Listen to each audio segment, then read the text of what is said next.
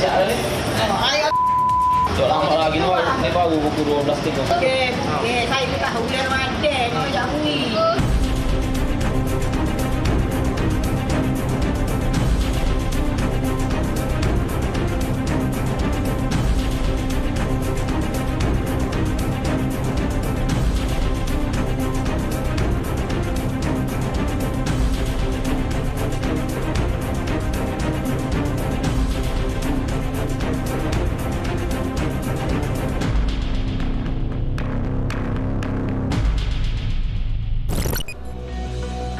Assalamualaikum, salam sejahtera. Anda sedang menonton 999. Siaran ini juga boleh ditonton di www.tonton.com.my. Teh Openg dah siap dibungkus dan diletakkan dalam plastik hitam. Guna aplikasi penghantaran makanan secara dalam talian bagi mengelak gerak-geri mereka dikesan pihak berkuasa.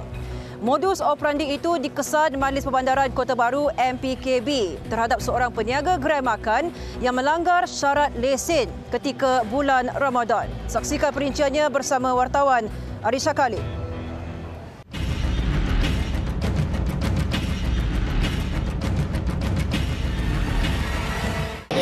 Hari siap ni. Order kita buka, order. Tak lama lagi ni baru pukul 12.30. Ni mewek lah. Kita masak untuk di luar dulu. Dah dibuka, kena duduk. Tak boleh jual lah sebelum pukul 3. Beli. Seorang peniaga berusia 50 tahun dikesan menjual makanan dan minuman seawal jam 12.30 tengah hari dipercayai kepada golongan ponteng puasa atau geng plastik hitam melalui aplikasi penghantaran makanan secara dalam talian. Berdasarkan undang-undang di bawah Majlis Perbandaran Kota Baru Bandaraya Islam, had waktu operasi bagi pemilik premis yang beragama Islam untuk menjual makanan dan minuman bermula selepas jam 3 petang setiap bulan Ramadan.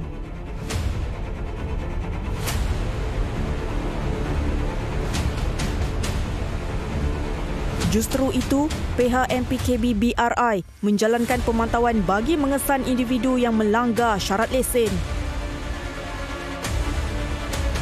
Susulan pemantauan pihak berkuasa, sebuah gerai makan di Jalan Wakaf Stan Kota Baru dikesan menjalankan aktiviti perniagaan sebelum waktu operasi yang dibenarkan.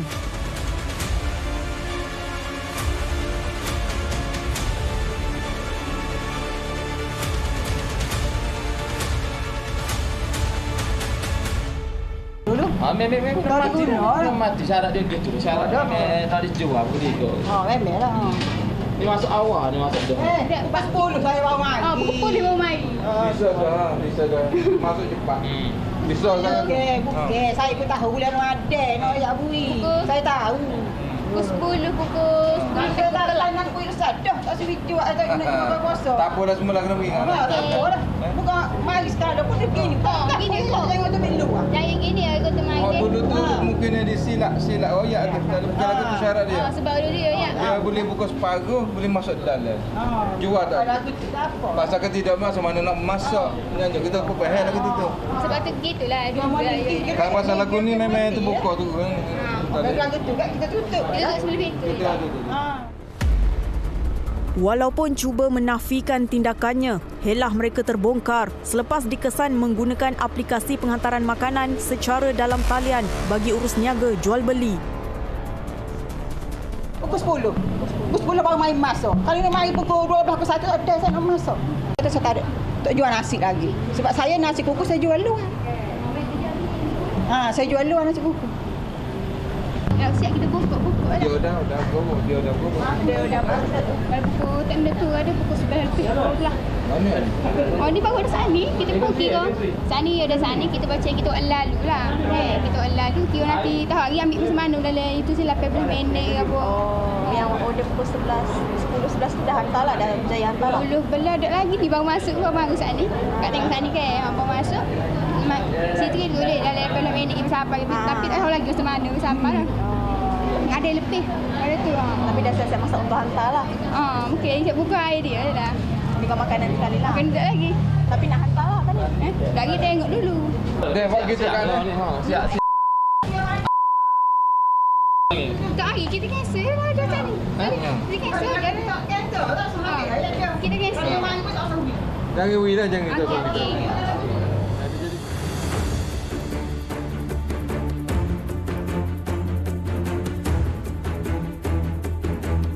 Pesanan yang diterima menerusi aplikasi penghantaran makanan itu diarahkan batal serta-merta dan 4 bungkusan teh ais tersebut dirampas pihak berkuasa.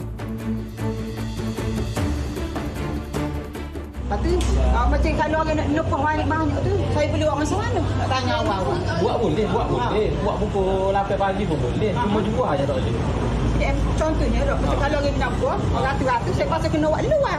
Goreng ayam, goreng. Buat proses tak? Oh, jangan jual, jangan bungkus. Kira boleh tak? Boleh lah. Untuk orang numpah makin.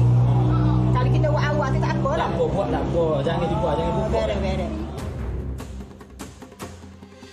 Rentetan itu, peniaga tersebut dikenakan kompaun atas kesalahan melanggar syarat lesen di bulan Ramadan serta premisnya diarahkan tutup sebelum dibenarkan beroperasi semula pada waktu yang ditetapkan.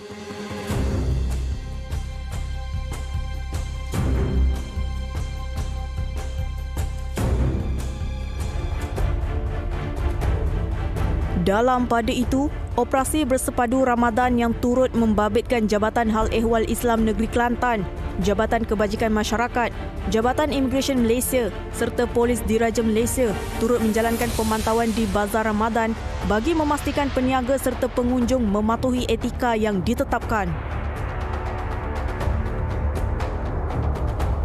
Mengikut Undang-Undang Syariah di bawah Jabatan Hal Ehwal Agama Islam Negeri Kelantan, pengunjung serta penjual di Bazar Ramadan hendaklah memakai pakaian yang sopan sepanjang bulan Ramadan ini. Mengikut Undang-Undang di bawah Seksyen 23 yang membentukkan hukuman penjara tidak melebihi 6 bulan atau denda tidak melebihi RM10,000 atau kedua-duanya sekali jika sabit kesalahan.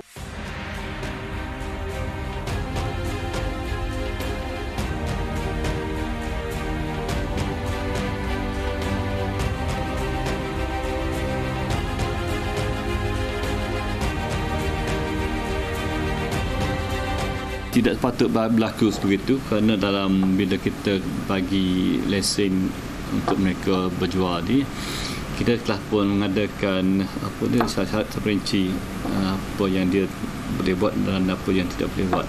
Cuma mungkin mereka tidak baca arahan yang dicatat dalam syarat lesen. Bukan tahun ini saja kita kena syarat begini, dan memang peraturan ini telah pun sudah lama berjalan. Dan syarat ni memang kita tak benarkan berniaga sebelum pukul 3, dan semua setelah pun dipatuhi oleh ramai peniaga-peniaga. Cuma mungkin ada 2-3 orang peniaga saja yang engkar dan melanggar arahan daripada pihak kami, pihak PKPBRI. Mana-mana individu yang didapati melanggar Seksyen 107(2) Undang-Undang Kecil Pelesenan, Trade, Perniagaan dan Perindustrian MPKB BRI 2019 boleh dikenakan kompaun sebanyak RM3,000. Mereka yang masih lagi menjual kepada orang-orang yang disyaki tidak berpuasa lah, supaya menghentikan saja amalan ini. Tapi mungkin kita boleh mengagak lah, kalau pukul 12 tu dah beli nasi bungkus tu, mungkin mereka tidak puasa lah. That's why kita punya MPKB mensyaratkan jual makanan selepas pukul 3. Jadi kalau yang datang awal tu jual ikut pintu belakang tu, kita nasihatkan supaya tidak meneruskan dari sebegini lah.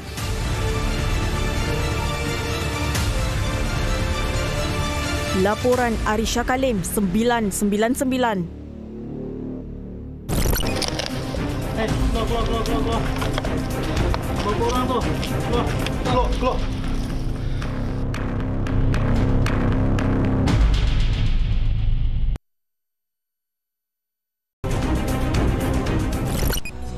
Sebuah tapak pembinaan rumah teres sekitar air Molek Melaka dikesan menjadi penempatan pendatang asing tanpa izin parti. Selain mendiami rumah kongsi yang dibina sendiri, ada juga yang menjadikan rumah teres separuh siap sebagai kediaman mereka.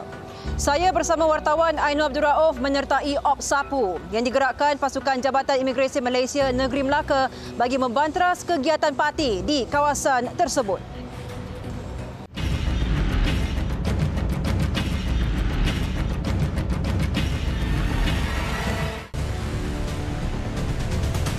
Pendatang asing tanpa izin parti dikesan bermaharajalela mendiami penempatan yang dibina sendiri di sebuah tapak pembinaan rumah teres sekitar Air Molek, Melaka. Hasil risikan, kira-kira 100 buah rumah kayu serta kontena didirikan di tapak pembinaan berkenaan dan dipercayai telah wujud sejak 2 tahun lalu.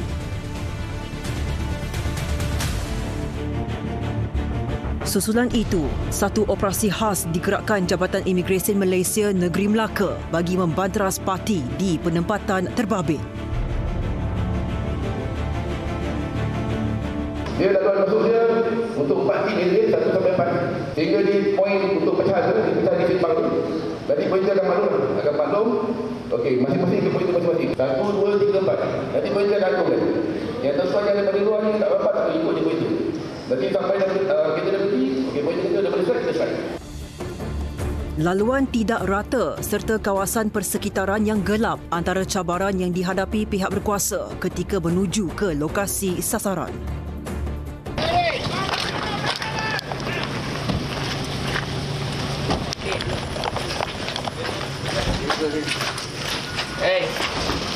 Duduk. Apa ada dokumen apa ada pasport ada? Keluar.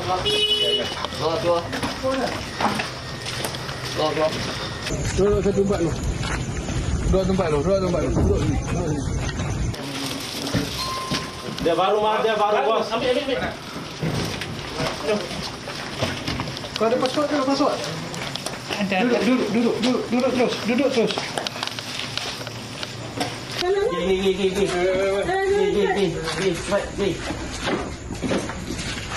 Go.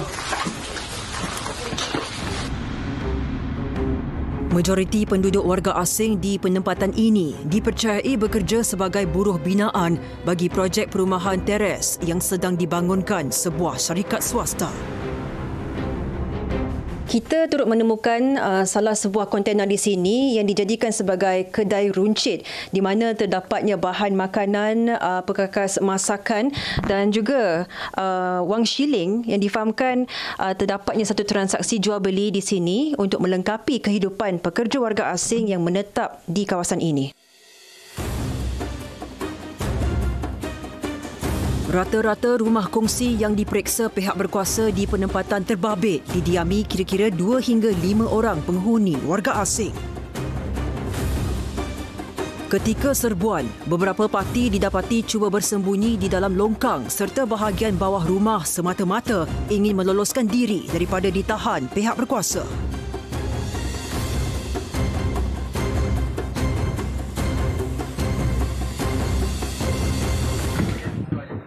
Ada orang.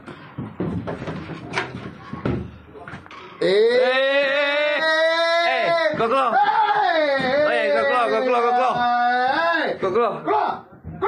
Assalamualaikum. Assalam. Dah. Ada pasport. Bawa pasport. Asal kau sembunyi. Kenapa sembunyi? Kenapa diem macam tu? Takut. Okey, keluar. Keluar. Keluar, pergi sana. Kau bawa apa bawa tu? Kau bawa apa? Ha? Bawa apa? Dapat. Ha? Operasi yang dijalankan pada jam 12 pagi ini melibatkan seramai 160 pegawai dan anggota Jabatan Imigresen Malaysia Putrajaya, Melaka dan Negeri Sembilan selain dibantu 6 anggota Jabatan Pendaftaran Negara JPN serta 4 anggota Angkatan Pertahanan Awam Malaysia.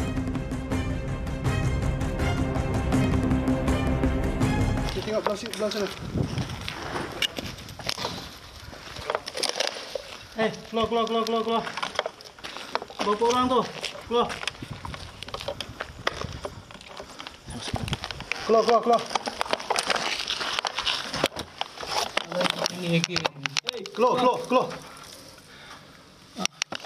Keluar. Macam mana kau masuk sini ni?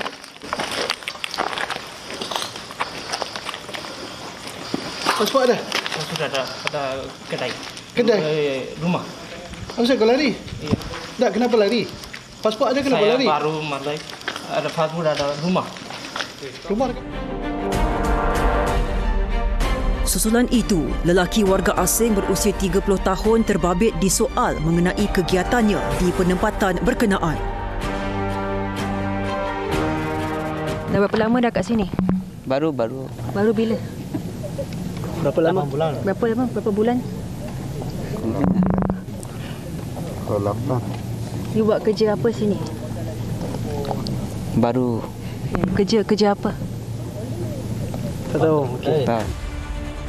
Penempatan yang dibina dalam keadaan kotor serta berdebu selain kawasan tapak pembinaan mencecah 200,000 meter persegi turut menyukarkan pihak imigresen mengesan parti yang lolos.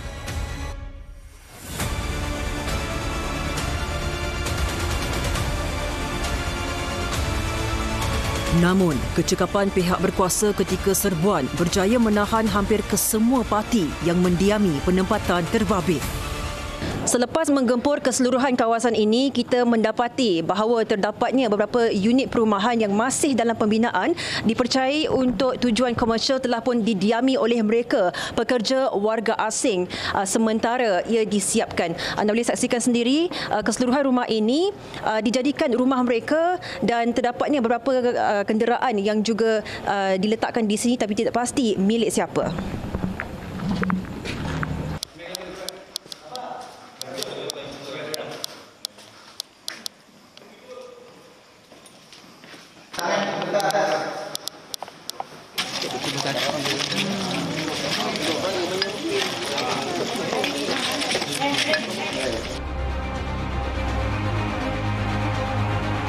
Wanita berusia 28 tahun ini antara 356 parti yang diperiksa dan dipercayai telah menetap hampir 5 bulan tanpa sebarang dokumen pengenalan diri yang sah. Ada pasport ke tak ada pasport? Ada pasport. Ada. Tapi tadi cakap dengan puak kuasa lain tak ada pasport. Ada ke tak ada? Ada dekat rumah. Ya. Tapi tak ada ambil kongsi. Tapi kenapa kejap ada kejap tak ada?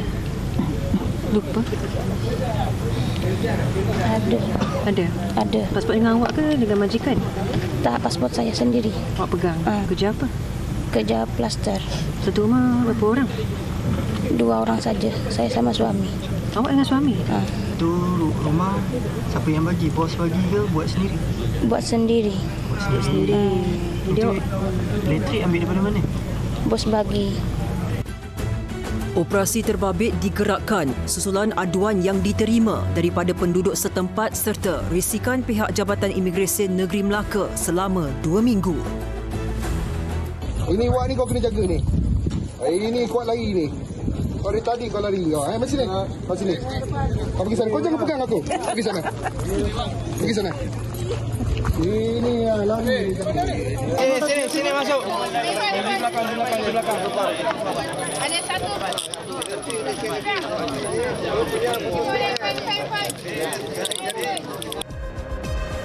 Menurut Pengarah Jabatan Imigresen Negeri Melaka, Anirwan Fauzi Muhammad Aini, segelintir parti yang ditahan disyaki tidak memiliki sebarang dokumen perjalanan yang sah selain melanggar Seksyen 15-1-C Akta Imigresen 1959 Palang 63 kerana tinggal lebih masa. Masuk macam mana? Tak ada pasport semua tak ada? Passport तो पासपोर्ट हिलान हो गया Sini? Passport हिलान हो गया Hilang. Dah hilang. हो गया Hilang dengan mana? Passport headphone चोरी हो गया Semua hilang. Tak ada pasport macam mana boleh masuk Malaysia? itu tak ada pasport tak ada itu hilang mana itu headphone curi itu curi Semua kena curi. Curi. Curi. Kenapa tak ada pergi embassy untuk buat pasport baru? pasport embassy baru mani Kita berapa lama dah kat sini? Sudah berapa tahun? Berapa bulan? Faham. Sudah berapa lama dekat Malaysia? Malaysia Ya, baru. Sudah berapa lama di sini? tu Tahun. 1 tahun, 2 tahun, 3 tahun. 2 tahun. 2 tahun. 2 tahun. 2 tahun lah. Objektif utama operasi yang kita jalankan ini adalah untuk mengesan dan menangkap mana-mana warga asing yang tinggal secara haram di Malaysia lah.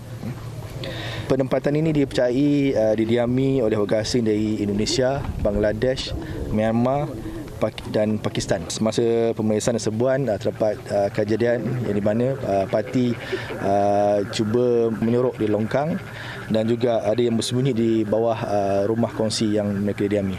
Kalau tengok sini memang mereka berdiri sendirilah. Semua majikan bagi bahan asasnya lah untuk dibina. Selain sebenarnya memang mungkin di rumah kongsi dah tak cukup. Parti yang mendiami rumah yang selalu siap ni, kami dapati memang dia ada bertujuan untuk tidak ditangkap oleh kami. 232 parti telah ditahan dalam operasi terbabit dan dibawa ke depo tahanan imigresen Macap Umbo untuk siasatan lanjut mengikut Akta Imigresen 1959 Palang 63 serta Peraturan-Peraturan Imigresen 1963. Laporan Ainul Abdul Rauf 999.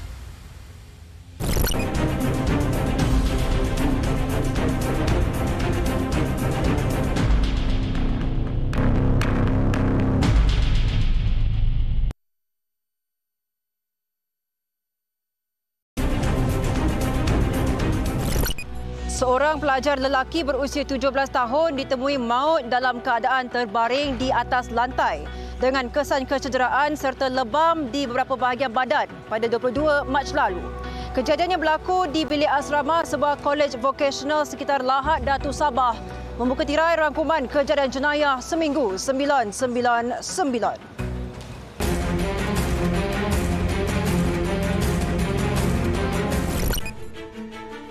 Kira-kira jam 6.50 pagi pada 22 Mac lalu, mangsa Muhammad Nazmi Aizat Muhammad Narul Azwan berusia 17 tahun ditemui dalam keadaan tidak sedarkan diri oleh seorang warden asrama sebelum disahkan meninggal dunia di tempat kejadian oleh pihak hospital Lahad Datu yang hadir bagi memberikan rawatan kecemasan.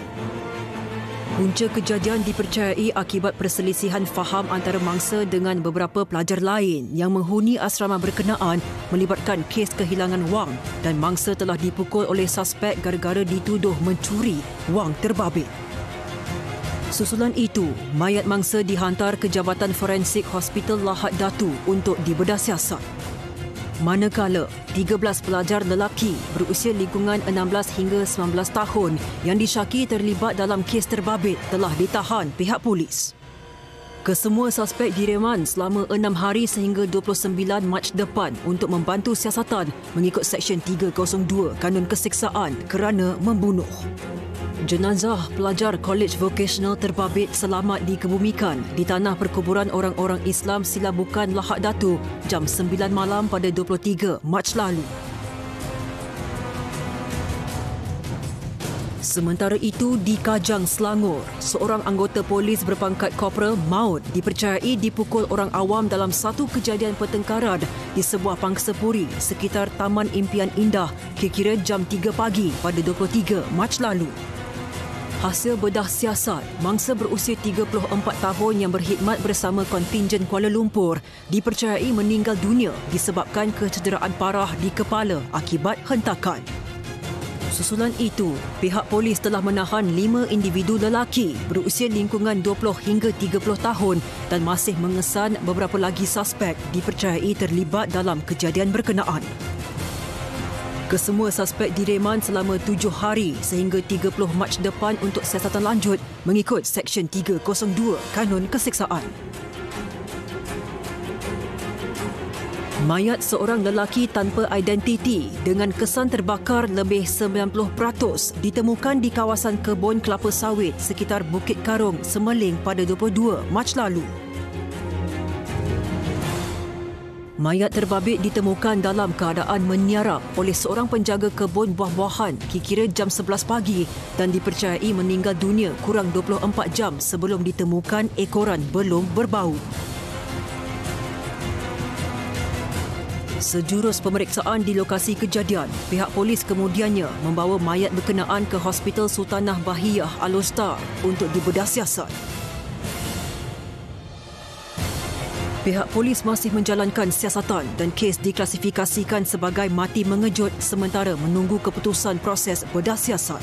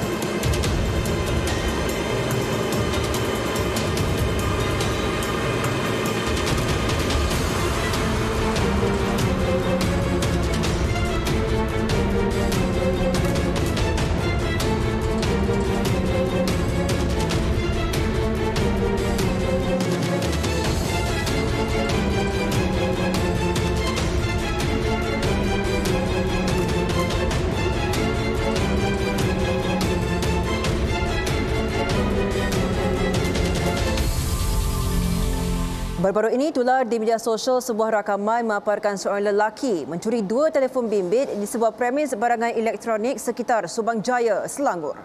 Rakaman kejadian berdurasi 30 saat itu memaparkan suspek berpura-pura ingin membeli telefon bimbit sebelum melarikan peranti tersebut.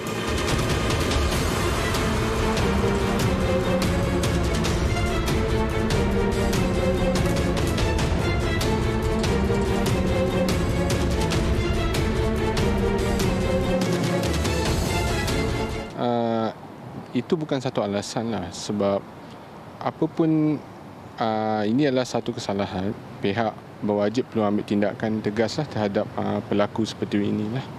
Dari segi premis tu sendiri, inisiatif CCTV tu memang zaman sekarang memang wajib lah kena ada. Lepas tu mungkin dari segi keselamatan pekerja pula, pekerja perlu bersedialah dari segala kemungkinan dari perkara ini berlaku lah. Mungkin dari segi macam display tu dia ada macam dia punya security macam kabel tu kan. Then itu membantulah, instead of dia bagi direct macam tu, berisiko jugalah sebenarnya. Kita jangan terlalu cepat untuk mempunyai persepsi yang terlalu awal terhadap seseorang lah berdasarkan imej ataupun keterampilan, ya. So kita kena berjaga-jaga apabila kita berjumpa siapa saja. Kadang-kadang keterampilan dan juga imej ni tidak menunjukkan orang panggil apa hati ataupun tingkah laku sebenar, ya, seseorang itu. Saya nak menasihatkan rakyat Malaysia, terutamanya golongan muda, supaya kita sentiasa mencari rezeki yang halal, ya. Jangan sesekali kita cuba untuk mengambil jalan mudah untuk mencari pendapatan kan, apalagi di bulan Ramadan ini kan. Rentetan kejadian beberapa pekerja cuba mengejar suspek sebelum sempat melarikan diri menggunakan sebuah motosikal. Tiada sebarang kecederaan dilaporkan berlaku dalam insiden ini dan laporan polis telah pun dibuat.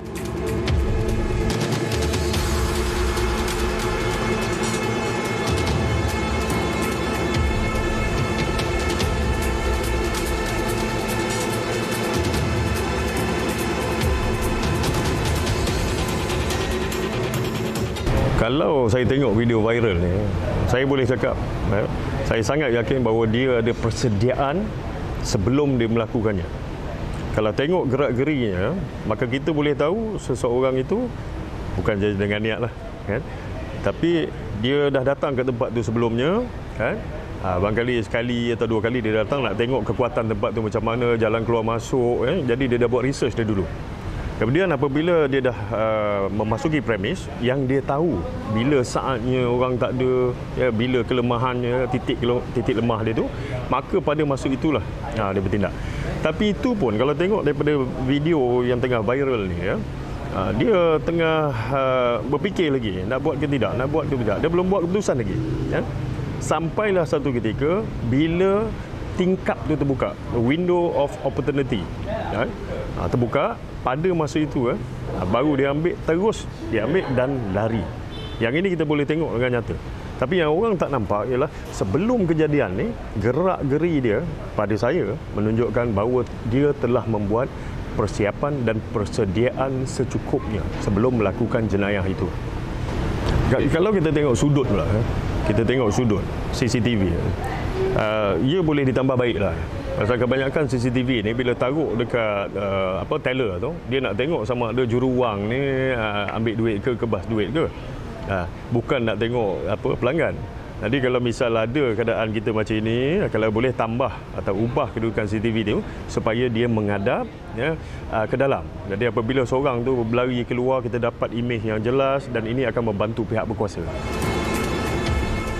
Saksi yang melihat kejadian atau mempunyai sebarang maklumat diminta tampil untuk membantu siasatan. Kes kini disiasat mengikut Seksyen 380 Kanun Keseksaan. Proposal ini untuk semua orang bersama keluarga kan, tapi di balai ini kita terpaksa lah korban semua tu kan.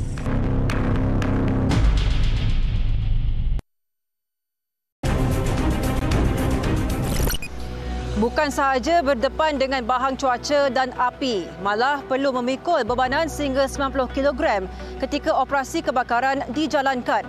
Itu antara cabaran yang dilalui anggota dan pegawai bomba dalam menjalankan tugas terutamanya dalam bulan Ramadan. Kru 999 sempat meninjau pasukan bomba dan penyelamat SIG Kedah dalam menjalankan tugas demi menyelamatkan nyawa dan harta benda.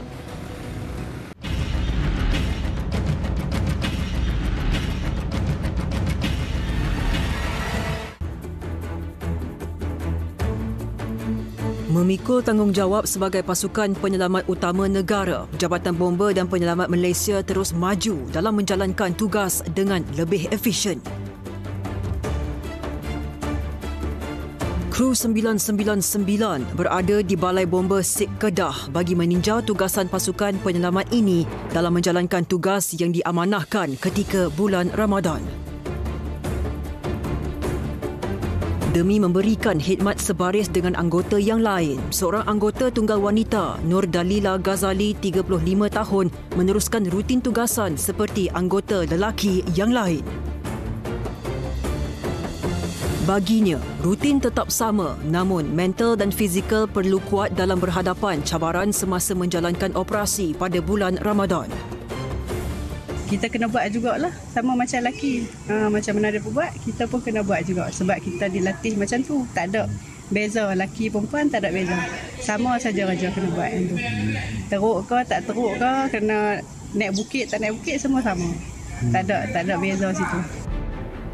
Nur Dalila yang sudah 7 tahun bertugas di Balai Bomba dan Penyelamat SIG bersyukur kerana suaminya Ahmad Fauzi Sultan 43 tahun memahami tugasnya sebagai anggota bomba. Pengalaman bersahur dan berbuka puasa ketika bulan Ramadan tanpa anak-anak dan suami di sisi adalah antara pengorbanan yang sudah menjadi kebiasaan.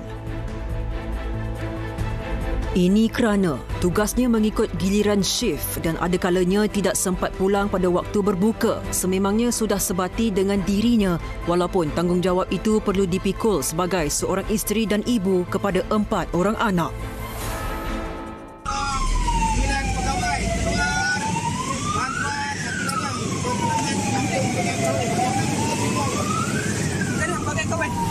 Bagi seorang lagi anggota, Mat Zaini Kadir, 55 tahun, ini adalah tahun terakhir dia bertugas sebelum bersara pada Jun ini. Katanya, pengalaman berpuasa dan bersahur bersama rakan sepasukan akan menjadi kenangan yang tidak akan dilupakan selepas 27 tahun berkhidmat. Antara pengalaman yang dilaluinya pada Ramadan lalu, apabila waktu berbuka telah hampir, namun berlaku sebuah kemalangan yang tragis melibatkan sebuah kereta dan sebuah lori bertembung di Jalan Jenyang melibatkan 5 mangsa dan 3 daripadanya meninggal dunia. Ketika itu, beliau turut mengangkat satu persatu mayat mangsa dari kenderaan yang remuk itu. Masa kami sedia lah nak buka puasa kan. Ada satu panggilan Kemalangan Raya melibatkan kaitan dengan lori. Jadi sambil kita duduk tunggu azan tu bunyi loceng, ada panggilan kan. Pasal tinggal bisa tinggal jauh dah tu. Cuma kita bawa apa yang ni perlu lah untuk macam air mineral itu ya lah. Kemalangan melibatkan 5 mangsa. 3 meninggal dunia. Menurut Mat Zaini, jika di rumah dia akan berbuka bersama anak-anak dan isteri, tetapi demi tugas dia terpaksa berkorban dan bersama rakan sepasukan. Ketua Balai Bomba dan Penyelamat SIG, penolong penguasa bomba Zulhairi Mat Tanjil berkata, cabaran sebagai pegawai dan anggota bomba sangat mencabar kerana watak sebagai barisan hadapan perlu dipertahankan.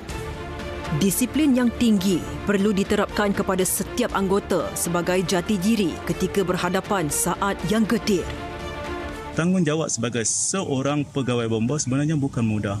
Masyarakat melihat kita sebagai sebuah entiti yang besar peranannya memberi penyelamatan kepada masyarakat, komuniti, dan saya percaya setiap sesuatu pekerjaan yang kita lakukan dengan ikhlas, amanah, insya-Allah dipermudahkan segala urusan. Dan selalu juga saya terapkan kepada anggota, walau dalam keadaan sibuk sekali mana pun, sembahyang itu jangan ditinggalkan. Pembelajaran Lalang di alamat Kampung Sungai Baru, kita anggota berjualan sedia.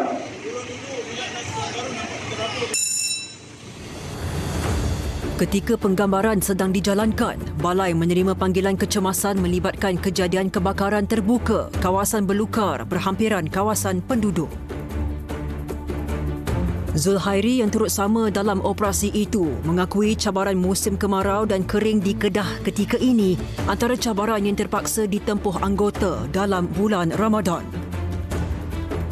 Sekiranya ada berlaku kecemasan ataupun kebakaran yang melibatkan orang awam ataupun sebagainya, sama ada dia di bulan puasa ataupun di bulan biasa.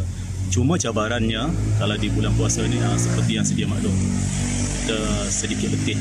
Mungkin di situ anggota ataupun pegawai itu sendiri terpaksa hadapi, dan ianya benda yang wajib untuk kita patuhi, untuk kita buat, dan sebenarnya bukan alasan pun.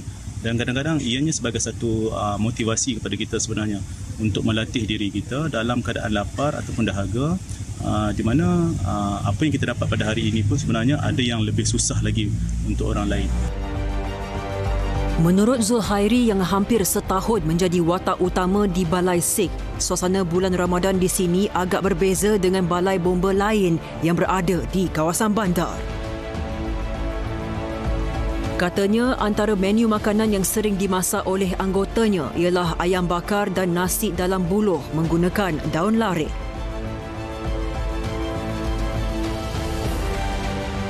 Oleh itu, dia tidak pernah melepaskan peluang untuk berbuka puasa bersama anggotanya di balai jika ada kelapangan atau selesai menjalankan tugas.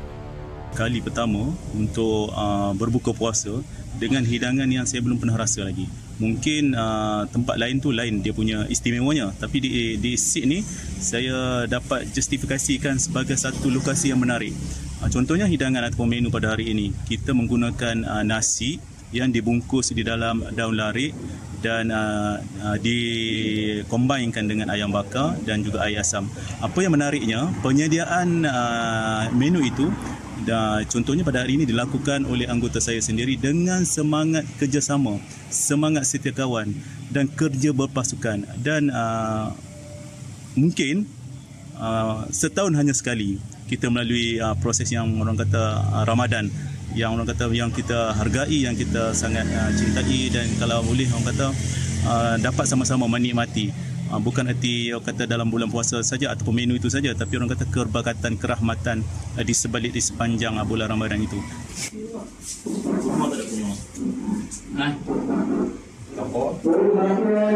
Perhatian, rempah merah, kebakaran rumah.